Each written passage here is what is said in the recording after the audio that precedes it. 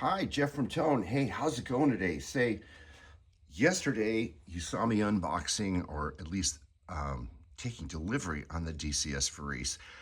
Managed to get it out of all the boxes and set up yesterday. As you can see, this is a pretty impressive, pretty majestic setup here, and much more complicated than my DCS Vivaldi. I'm sure the question on everyone's mind is, how much better is it? How much better can it be?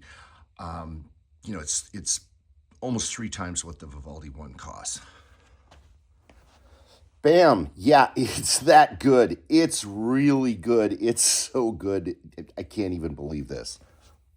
Hey, why am I still in my PJs? I was up most of the night listening to music. I didn't get much sleep, and I'm back up. I got like a huge, super big gulp of coffee to power through the day, and I'm back at it. And I got to tell you, DCS has knocked it so far out of the park with this. And again, I know it's crazy. It's a lot of money. You're all out there. All the cheap audio people out there are going la la la la. My $100 tapping deck.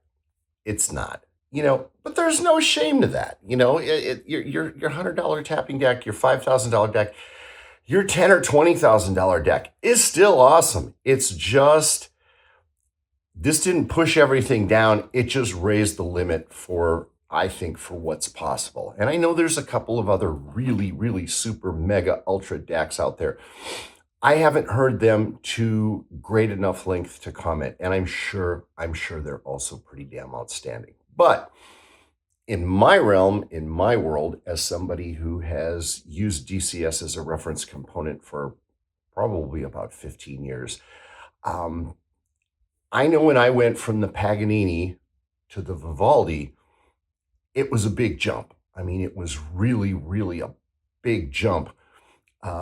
This is a much bigger jump than going from Paganini to Vivaldi was. It's really, this is not an incremental step. It's not a point of diminishing returns step. It's not any of that. It's really amazing. This is like getting out of a Porsche GT3 and getting into the Red Bull F1 car. I mean, every aspect of digital performance is so much better. And by better, I always take the word better to being revealing more music. It reveals, not only does it reveal more music, does it have more detail? Does it have more dynamic range? Does it make a bigger sound field?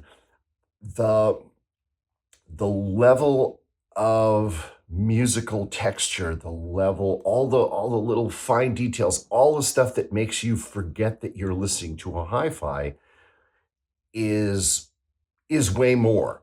It just the whole sound field, the whole all the everything's just a lot bigger. It's bigger, more everywhere, and it's only been on for not even a day. So if by chance you're one of those people in the audience that is, you're thinking about buying one of these, you're that person who has the room, the system to support a piece like this, and you've been wondering, should I make the move? Yeah, you should. It's don't get a demo, because once you hear it, you're going to freak out. You're really. I have not had a lot of freak out moments in the 25 years of doing tones. This is really a freak out moment. I mean, I just didn't think. I didn't think it could be this good. If I were starting over again and I had the money to buy one of these, I don't think I'd even bother with a turntable. And I know you're all going to go, but here's your rationalization. Someone once told me, why are rationalizations better than sex? Because when was the last time you went a whole day without a rationalization? It's my best attempt at being a comedian. Anyway, here's my rationalization for actually owning one of these. Look at what records cost these days. Okay.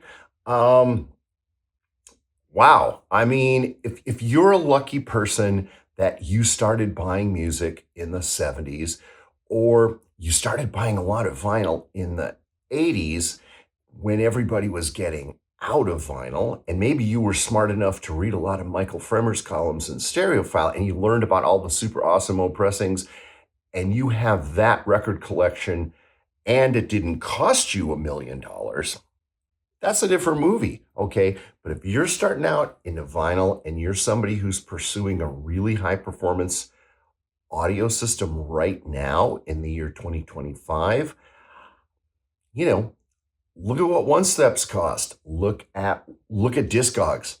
I mean, a decent copy, a first stamper, low number, first British pressing of even something like Traffic, John Barleycorn Must Die is $300-400. A lot of these records. I mean, I had a good friend call me with a Pink Floyd record that he paid $1,500 for. So let's say at a median price of $150 a record for really premium vinyl, that's 2,500 albums. I bet you know a lot of people that have more than 2,500 albums. So, anyway, food for thought. Again, this is not digital for 99.99% of us, myself included. I hate to use that reviewer cliche because I hate those cliches. But you know what? I am going to hate to see this go. Yeah, life without this is going to suck. But hey, so that's life. So thanks for stopping by. If you're someone where you live that celebrates Thanksgiving, I hope you have a very calm, quiet, and drama-free Thanksgiving. And we'll see you in a couple days. Thanks for stopping by. Thanks for entertaining me. I promise I'll be out of my PJs next clip. Bye.